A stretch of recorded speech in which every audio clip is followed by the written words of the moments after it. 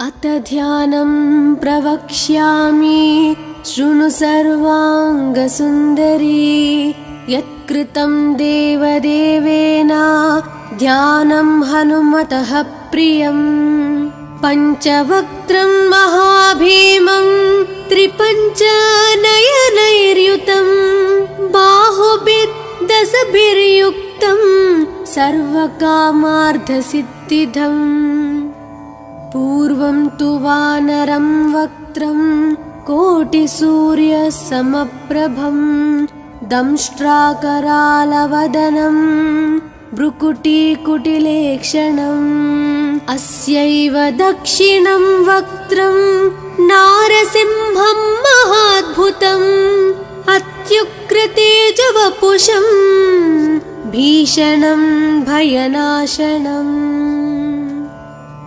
पश्चिमं गारुडं वक्त्रं वक्रतुण्डं महाबलं सर्वनागाप्रशमनं विषभूतादिकृन्तनम्। उत्तरं सौकरं वक्त्रं कृष्णं दीप्तं नभोपमं पातालसिंहवेताल ज्वररोगादिकृन्तनम्। ऊर्ध्वं हयाननं घोरं दानवान्तःकरं परम् येन वक्त्रेण विप्रेन्द्र तारकख्यं महासुरम्। जगानसरसं तत्स्यात् सर्वशास्त्रहरं परं ध्यात्वा पञ्चमुखं रुद्रं हनुमन्तं दयानिधिम्। खड्गं त्रिशूलं खट्वाङ्गं पाशाङ्कुशपर्वतं मुष्टिं कौमदकीं वृक्षं धारयन्तं कमण्डलम्। बिन्दिपालं ज्ञानमुद्रां दशाभिमुनिपुङ्गवम् एतानि युधजालानि धारयन्तं भजाम्यहम्। प्रीतासनोपविष्टं तं सर्वाभरणभूषितं दिव्यमाल्याम्बरधरं दिव्यगन्धानुलेपनम्। सर्वाश्चर्यमयं देवं हनुमद्विश्वतोमुखं पञ्चास्यम् अच्युतम् अनेक विचित्रवर्णावक्त्रम्।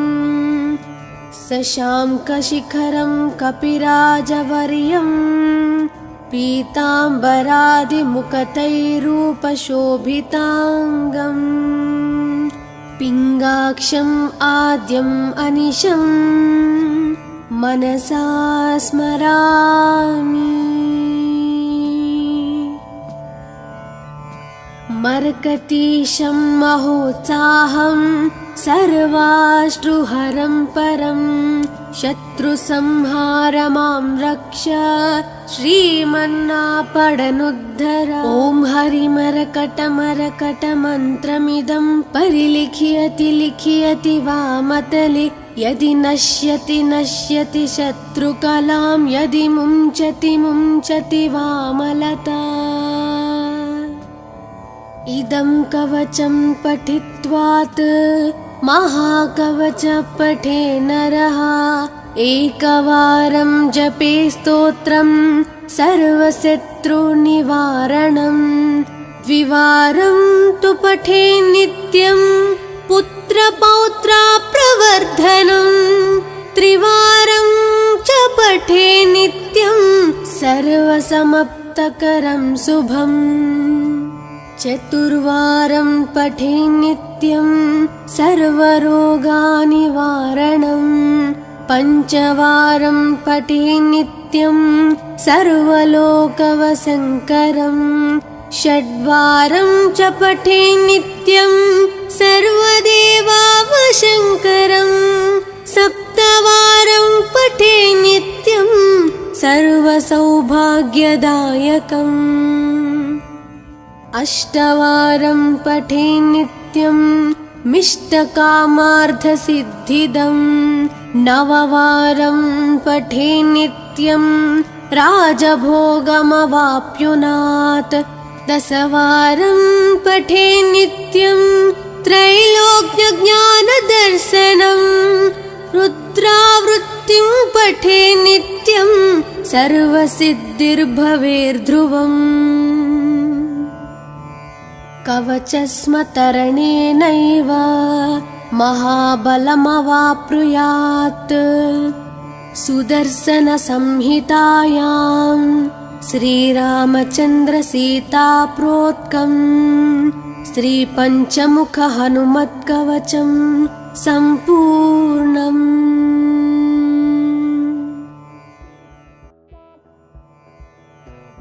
अथ ध्यानं प्रवक्ष्यामि शृणु सर्वाङ्गसुन्दरी। यत्कृतं देवदेवेन ध्यानं हनुमतः प्रियम्। पञ्चवक्त्रं महाभीमं त्रिपञ्चनयनैर्युतं बाहुभिर्दशभिर्युक्तं सर्वकामार्थसिद्धिदम्। पूर्वं तु वानरं वक्त्रं कोटिसूर्यसमप्रभं दंष्ट्राकरालवदनं भ्रुकुटीकुटिलेक्षणम्। अस्यैव दक्षिणं वक्त्रं नारसिंहं महाद्भुतम् अत्युग्रतेजवपुषं भीषणं भयनाशनम्। पश्चिमं गारुडं वक्त्रं वक्रतुण्डं महाबलं सर्वनागाप्रशमनं विषभूतादिकृन्तनम्। उत्तरं सौकरं वक्त्रं कृष्णं दीप्तं नभोपमं पातालसिंहवेताल ज्वररोगादिकृन्तनम्। ऊर्ध्वं हयाननं घोरं दानवान्तकरं परम् येन वक्त्रेण विप्रेन्द्र तारकख्यं महासुरम्। जगानसरसं तत्स्यात् सर्वशास्त्रहरं परं ध्यात्वा पञ्चमुखं रुद्रं हनुमन्तं दयानिधिम्। खड्गं त्रिशूलं खट्वाङ्गं पाशाङ्कुशपर्वतं मुष्टिं कौमदकीं वृक्षं धारयन्तं कमण्डलम्। बिन्दिपालं ज्ञानमुद्रां दशाभिमुनिपुङ्गवम् एतानि युधजालानि धारयन्तं भजाम्यहम्। प्रीतासनोपविष्टं तं सर्वाभरणभूषितं दिव्यमाल्याम्बरधरं दिव्यगन्धानुलेपनम्। सर्वाश्चर्यमयं देवं हनुमद्विश्वतोमुखं पञ्चास्यम् अच्युतम् अनेक विचित्रवर्णावक्त्रम्। शशाङ्कशिखरं कपिराजवर्यं पीताम्बरादिमुकुटैरूपशोभिताङ्गम्। पिङ्गाक्षम् आद्यम् अनिशं मनसा स्मरामि।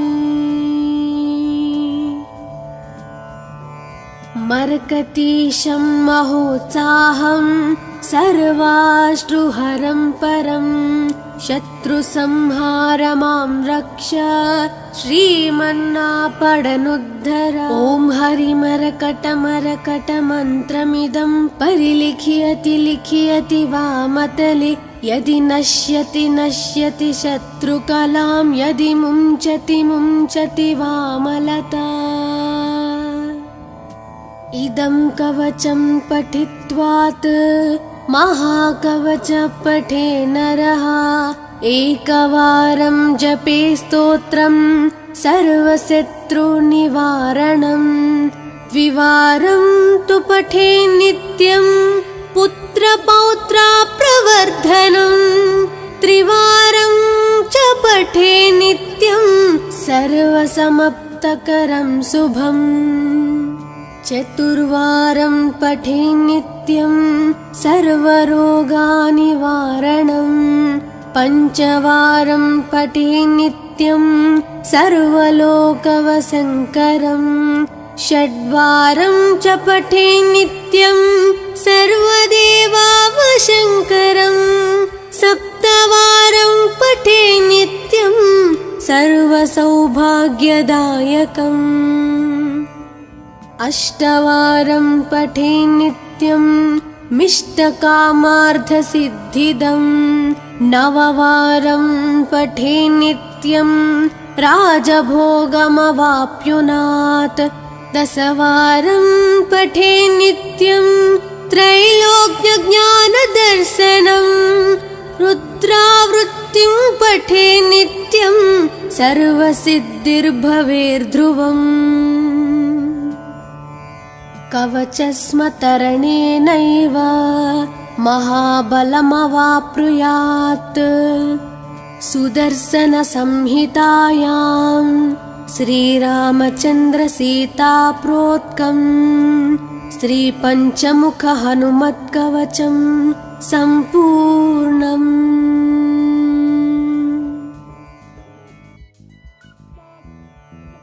अथ ध्यानं प्रवक्ष्यामि शृणु सर्वाङ्गसुन्दरी यत्कृतं देवदेवेन ध्यानं हनुमतः प्रियं पञ्चवक्त्रं महाभीमं त्रिपञ्चनयनैर्युतं बाहुभिर्दशभिर्युक्तं सर्वकामार्थसिद्धिदम् पूर्वं तु वानरं वक्त्रं कोटिसूर्यसमप्रभं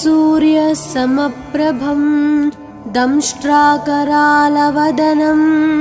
भ्रुकुटीकुटिलेक्षणम् अस्यैव दक्षिणं वक्त्रं नारसिंहं महाद्भुतम् अत्युग्रतेजवपुषं भीषणं भयनाशनम् पश्चिमं गारुडं वक्त्रं वक्रतुण्डं महाबलं सर्वनागाप्रशमनं विषभूतादिकृन्तनम् उत्तरं सौकरं वक्त्रं कृष्णं दीप्तं नभोपमं पातालसिंहवेताल ज्वररोगादिकृन्तनम् ऊर्ध्वं हयाननं घोरं दानवान्तकरं परं येन वक्त्रेण विप्रेन्द्र तारकख्यं महासुरं जगानसरसं तत्स्यात् सर्वशास्त्रहरं परं ध्यात्वा पञ्चमुखं रुद्रं हनुमन्तं दयानिधिम् खड्गं त्रिशूलं खट्वाङ्गं पाशाङ्कुशपर्वतं मुष्टिं कौमदकीं वृक्षं धारयन्तं कमण्डलं बिन्दिपालं ज्ञानमुद्रां दशाभिमुनिपुङ्गवम् एतानि युधजालानि धारयन्तं भजाम्यहम् प्रीतासनोपविष्टं तं सर्वाभरणभूषितं दिव्यमाल्याम्बरधरं दिव्यगन्धानुलेपनं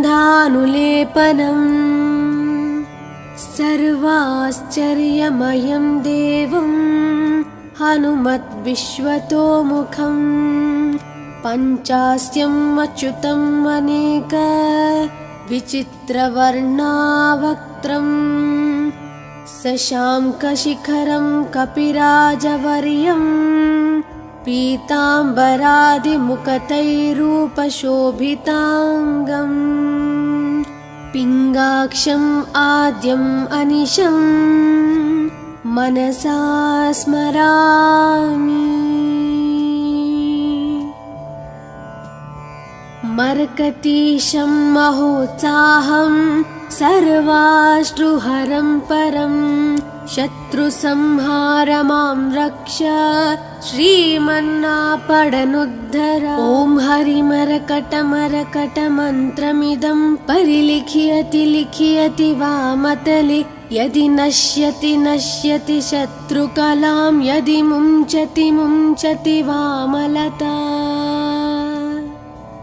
इदं कवचं पठित्वात् महाकवच पठे नरः एकवारं जपे स्तोत्रं सर्वशत्रुनिवारणं। द्विवारं तु पठे नित्यं पुत्रपौत्राप्रवर्धनं। त्रिवारं च पठे नित्यं सर्वसमाप्तकरं शुभम्। चतुर्वारं पठे नित्यं सर्वरोगनिवारणं। पञ्चवारं पठे नित्यं सर्वलोकवशङ्करं। षड्वारं च पठे नित्यं सर्वदेवावशङ्करं। सप्तवारं पठे नित्यं सर्वसौभाग्यदायकम्। अष्टवारं पठे नित्यं मिष्टकामार्थसिद्धिदं। नववारं पठे नित्यं राजभोगमवाप्नुयात्। दशवारं पठे नित्यं त्रैलोक्यज्ञानदर्शनं। रुद्रावृत्तिं पठे नित्यं सर्वसिद्धिर्भवेर्ध्रुवम्। कवचस्मतरणेनैव महाबलमवाप्नुयात्। सुदर्शनसंहितायां श्रीरामचन्द्रसीताप्रोक्तं श्रीपञ्चमुखहनुमत्कवचं सम्पूर्णम्।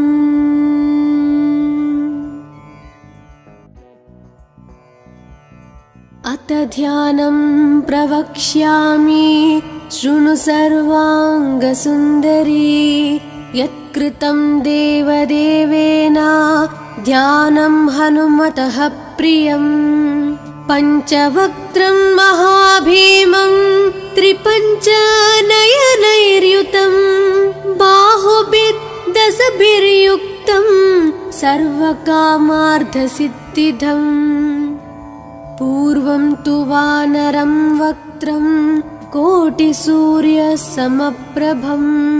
दंष्ट्राकरालवदनं भ्रुकुटीकुटिलेक्षणम्। अस्यैव दक्षिणं वक्त्रं नारसिंहं महाद्भुतम्। अत्युग्रतेजवपुषं भीषणं भयनाशनम्। पश्चिमं गारुडं वक्त्रं वक्रतुण्डं महाबलं। सर्वनागाप्रशमनं विषभूतादिकृन्तनम्। उत्तरं सौकरं वक्त्रं कृष्णं दीप्तं नभोपमं। पातालसिंहवेताल ज्वररोगादिकृन्तनम्। ऊर्ध्वं हयाननं घोरं दानवान्तकरं परम्। येन वक्त्रेण विप्रेन्द्र तारकख्यं महासुरं। जघानसरसं तत्स्यात् सर्वशास्त्रहरं परं। ध्यात्वा पञ्चमुखं रुद्रं हनुमन्तं दयानिधिम्। खड्गं त्रिशूलं खट्वाङ्गं पाशाङ्कुशपर्वतं। मुष्टिं कौमदकीं वृक्षं धारयन्तं कमण्डलम्। बिन्दिपालं ज्ञानमुद्रां दशाभिमुनिपुङ्गवम्। एतानि युधजालानि धारयन्तं भजाम्यहम्। प्रीतासनोपविष्टं तं सर्वाभरणभूषितं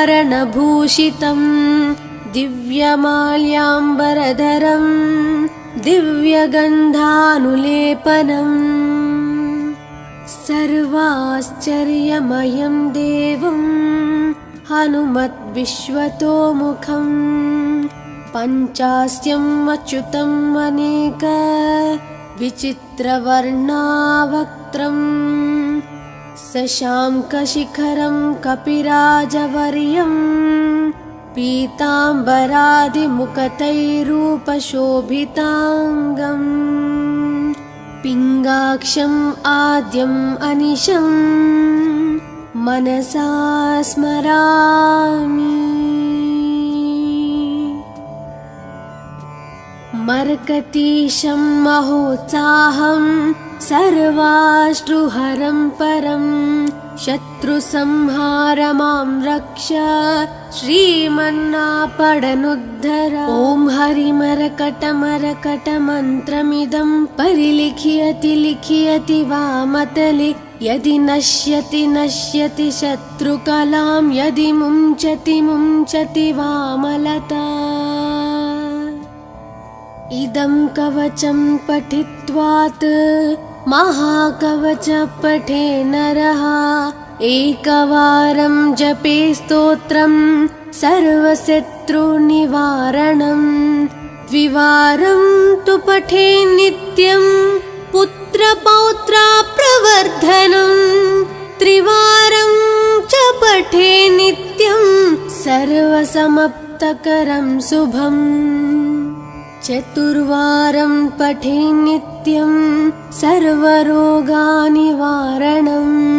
पञ्चवारं पठे नित्यं सर्वलोकवशङ्करं षड्वारं च पठे नित्यं सर्वदेवावशङ्करं सप्तवारं पठे नित्यं सर्वसौभाग्यदायकम् अष्टवारं पठे नित्यं मिष्टकामार्थसिद्धिदं नववारं पठे नित्यं राजभोगमवाप्नुयात् दशवारं पठे नित्यं त्रैलोक्यज्ञानदर्शनं रुद्रावृत्तिं पठे नित्यं सर्वसिद्धिर्भवेर्ध्रुवम् कवचस्मतरणेनैव महाबलमवाप्नुयात् सुदर्शनसंहितायां श्रीरामचन्द्रसीताप्रोक्तं श्रीपञ्चमुखहनुमत्कवचं सम्पूर्णम्।